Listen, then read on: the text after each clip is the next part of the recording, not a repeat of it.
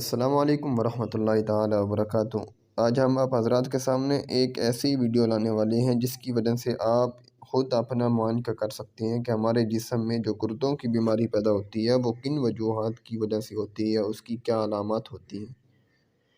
Number 1، پیشاب کی رنگت میں تبدیلی ہو جاتی ہے۔ نمبر 2، پیٹ کے نچلے حصے میں درد۔ نمبر 3، بلڈ پریشر کا بڑھ جانا۔